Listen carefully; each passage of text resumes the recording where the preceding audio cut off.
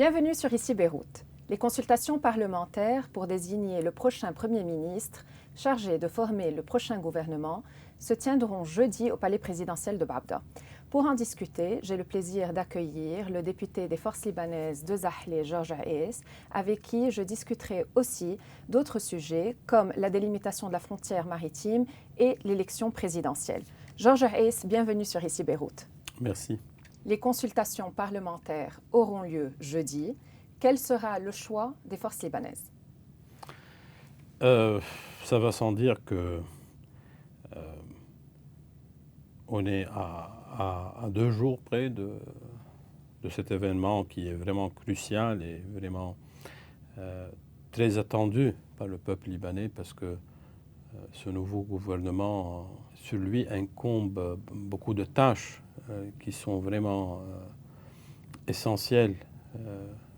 Le recovery plan, Plan de sauvetage. le plan de sauvetage, le dossier des réfugiés qui est, à mon avis, l'un des sujets les plus dangereux au Liban actuellement parce que ça augmente la pression sur l'économie et toute l'infrastructure libanaise. Et il y a le dossier du gaz avec la limitation des frontières, la délimitation des frontières avec Israël. Donc, ce nouveau gouvernement, quoique constitutionnellement aura une durée de vie très courte, mais avec beaucoup de responsabilités, avec beaucoup d'expectations de la part du peuple libanais.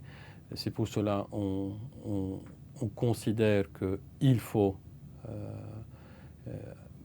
faire des discussions, des négociations avec tous les partis politiques, surtout avec les partis politiques similaires aux forces libanaises, donc les souverainistes, les réformistes au sein du Parlement, qui jusqu'à maintenant on n'a pas pu, laissez-moi dire, on n'a pas pu créer ce momentum et cette dynamique souple entre ces différents petits blocs et grands blocs, comme les forces libanaises. J'espère que l'expérience de la présidence du Parlement et de l'office du Parlement ne sera pas répétée. J'espère que nous serons tous humbles, sages, modestes, sachant qu'on assume une très grande responsabilité vis-à-vis de nos électeurs. Et c'est le moment de rendre au peuple ce petit espoir, cette lueur d'espoir, qu'on peut se mettre à table, discuter ouvertement des critères qu'on est tous d'accord que le Premier ministre désigné doit avoir, avec une équipe ministérielle qui puisse être vraiment un groupe de travail, avec une mission bien déterminée, signer avec l'IMF un accord tant attendu, avec des réformes, surtout sur le plan bancaire et monétaire, mais surtout faire l'opposition démocratique, mais vraiment ferme et sévère vis-à-vis du Hezbollah. C'est pour cela que les heures à venir sont vraiment cruciales et critiques. On est en train de discuter ouvertement avec tout le monde. Il y a beaucoup si je peux dire, beaucoup d'options. Comme qui? Plusieurs. Je ne vais pas entrer par les nominations. Nawaf Salam, Najib Miati, Ashraf Rifi. Oui, ces 3 personnalités sont, entre autres, évidemment, sont des candidats sérieux. Donc, on va voir ce que les discussions avec les autres blocs pourront faire monter. Mais je peux confirmer une chose, que les forces libanaises mettent en très haute considération l'entente entre tous les blocs d'opposition souverainistes et réformistes. Donc cette entente, c'est notre première considération. Si on arrive à se mettre d'accord sur un nom déterminé, on sera avec ce nom, sans mettre des gants.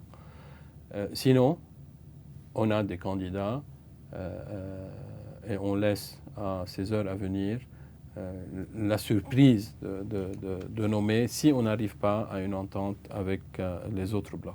Vous pensez que le scénario qui s'est produit avec Hassan Skaf va se reproduire jeudi? Il se peut qu'il se reproduise encore une fois si on n'arrive pas à nous entendre. Donc, si vous entendez le discours de tous les blocs parlementaires, qu'est-ce qu'ils disent? Ils disent on veut un gouvernement de mission bien déterminé qui puisse faire face à la mainmise du Hezbollah, qui puisse se pencher sur les réformes, le capital control entre autres, la réforme du secteur bancaire entre autres, mener à fond et à bien les négociations pour la délimitation des frontières maritimes parce que le secteur pétrolier, c'est notre dernière planche de salut à mon avis. On n'a pas le luxe de remettre ce dossier pour plus tard, pour après les élections présidentielles. Donc, même si ce gouvernement aura 4 mois de vie, mais ces 4 mois sont vraiment très cruciaux pour le peuple libanais parce qu'on assiste à une chute libre dans tous les domaines, dans tous les secteurs, la hausse des prix, cette anarchie presque au secteur public. On n'a pas de secteur public actuellement, l'administration est complètement paralysée. Donc, il faut un choc positif. Ce choc positif émane en premier lieu à travers la nomination d'une belle figure qui puisse faire ce choc positif. Vous pensez que cette belle figure va pouvoir former un gouvernement ou est-ce qu'il y aura un genre de prolongement du mandat du gouvernement actuel, qui est le gouvernement sortant? Donc, tous les scénarios, à mon avis, sont sur la table, sont envisageables.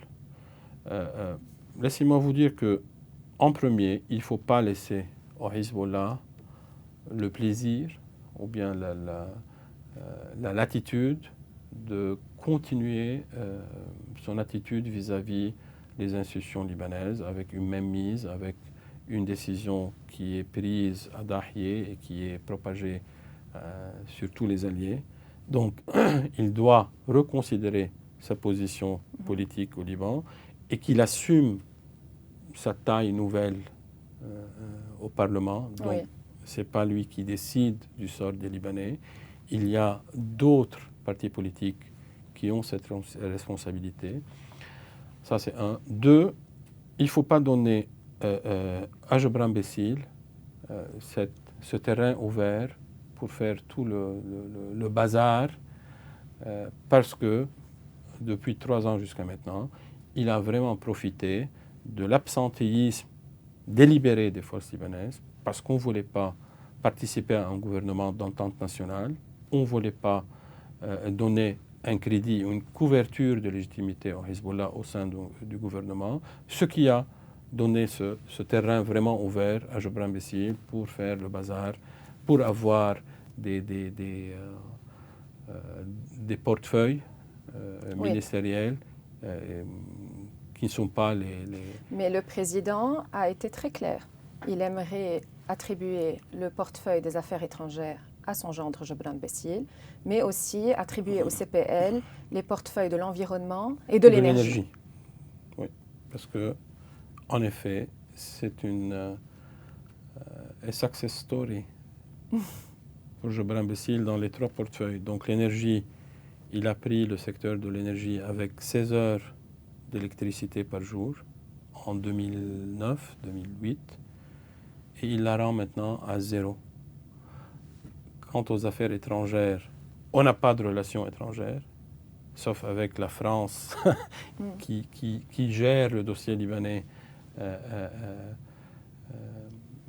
parce qu'il y a ce rapport franco-libanais historique et patrimonial, mais on n'a pas de relations étrangères. Nos relations avec les pays du Golfe, avec les pays arabes sont vraiment détruites. On doit les reconstruire à nouveau. Et si on parle de l'environnement, c'est vraiment catastrophique. C'est la catastrophe au Liban. Donc, je ne vois pas ni les motifs, ni le bien fondé d'insister à accaparer ces trois portefeuilles. Qu'est-ce que les forces libanaises vont faire alors pour C'est la rotation.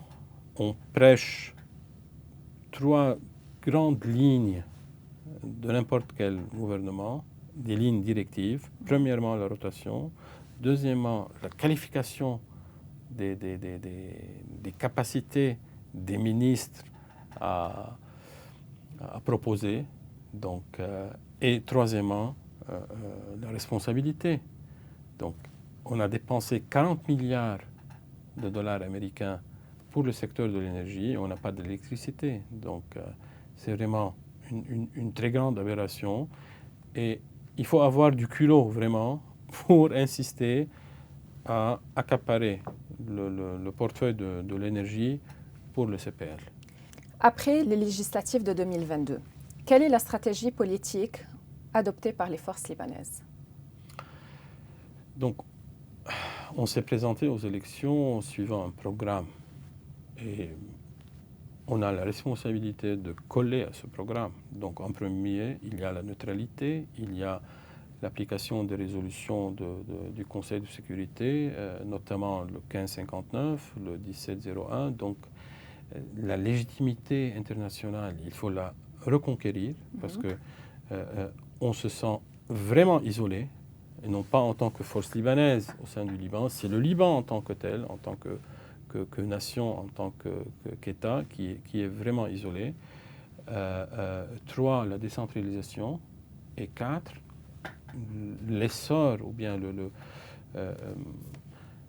plan de secours économique et social qui est vraiment le plus pressant maintenant parce que tôt ou tard, si on continue à paralyser les institutions à travers des attitudes, à travers des agissements de la part du Hezbollah et de ses alliés, et la crise économique, la non-signature avec l'AMF, un Parlement qui n'a pas donc ce plan stratégique pour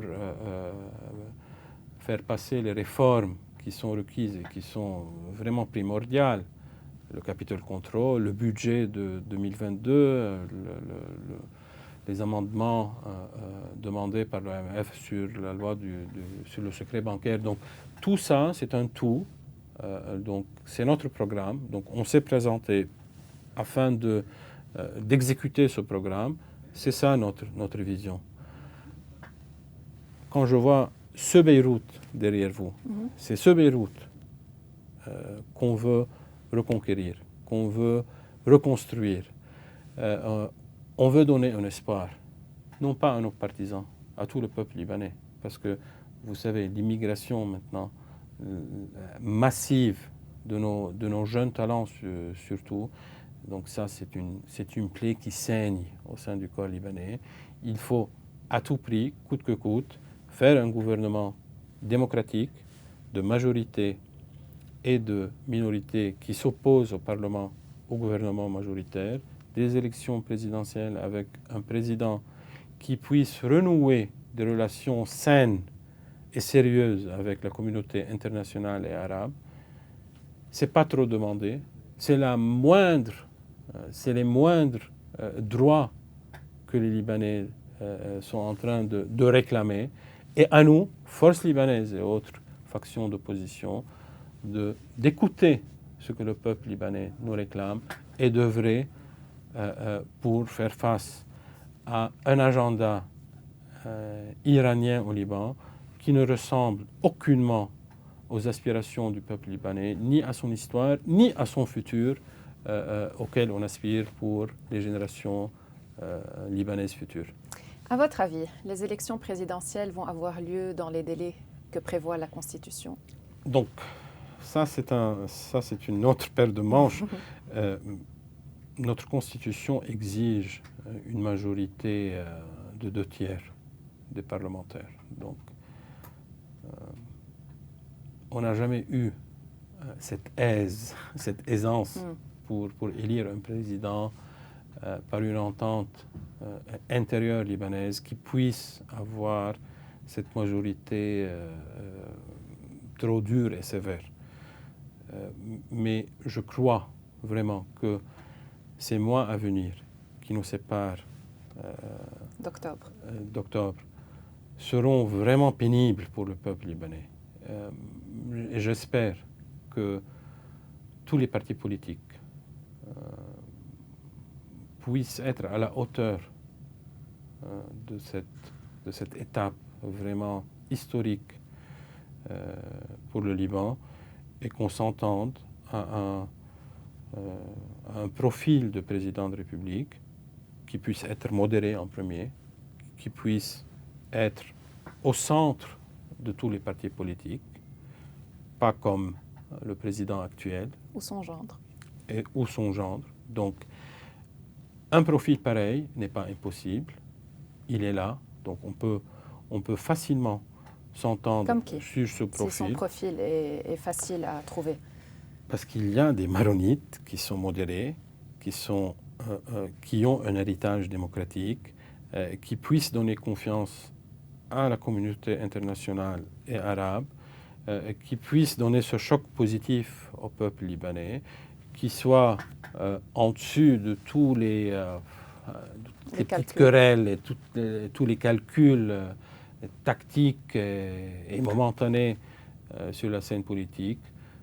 Donc, il faut commencer à dessiner ce profil et à lui donner vie prochainement et ne pas attendre ni une entente régionale ou internationale, comme on l'a malheureusement toujours fait à plusieurs reprises et dans plusieurs étapes de notre histoire, et ne pas retomber dans le vide institutionnel, parce qu'on a payé un prix, à mon avis, trop cher quand on a eu ce vide présidentiel à 2 reprises, en 2011 et après le président Émile Lahoud. Donc,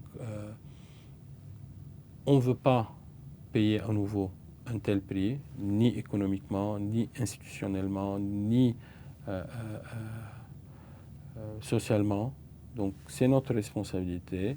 Il faut, comme on le fait maintenant pour la nomination et la désignation du Premier ministre, faire de la même manière pour les élections présidentielles et ne pas désespérer. Ma toute dernière question.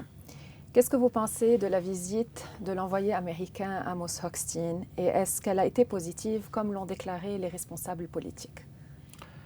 À mon avis, on a beaucoup tardé en tant que responsable officiel libanais pour gérer correctement ce dossier qui est, comme je l'ai dit au début, qui est notre dernière planche de salut. Donc, on a tardé à gérer, on a mal géré à mon avis.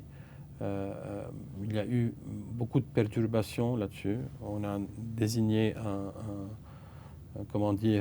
une délégation de négociation militaire. Donc ils ont opté la ligne 29. Il y a eu la ligne Hof au début, la ligne 23. Donc ça n'a pas été clair dès le début. Il n'y a pas eu de visibilité. On sent qu'il y a quelque chose de louche, qu'il y a peut-être du marchandage là-dessus. C'est ce qui inquiète en premier le peuple libanais parce que l'intérêt national doit être en premier. C'est lui qui doit régir toute la question et toutes les négociations. À mon avis, c'est ce qu'on entend, que les Israéliens, ils sont à l'aise. Ils ont commencé à faire tout le nécessaire pour avoir le pétrole prochainement, le gaz prochainement. Donc, c'est nous qui sommes cognés sur le mur. Il faut vraiment avoir une position vraiment claires, refaire de la négociation à travers Hochstein, commencer dans les zones qui ne sont pas disputées avec Israël ni avec la Syrie, parce qu'il faut commencer quelque part. Et 3, il y a ou bien l'arbitrage international, si on n'arrive pas à travers le négociateur, à travers Hochstein, le médiateur, si on n'arrive pas à une entente avec Israël, on a d'autres procédés, on a d'autres options.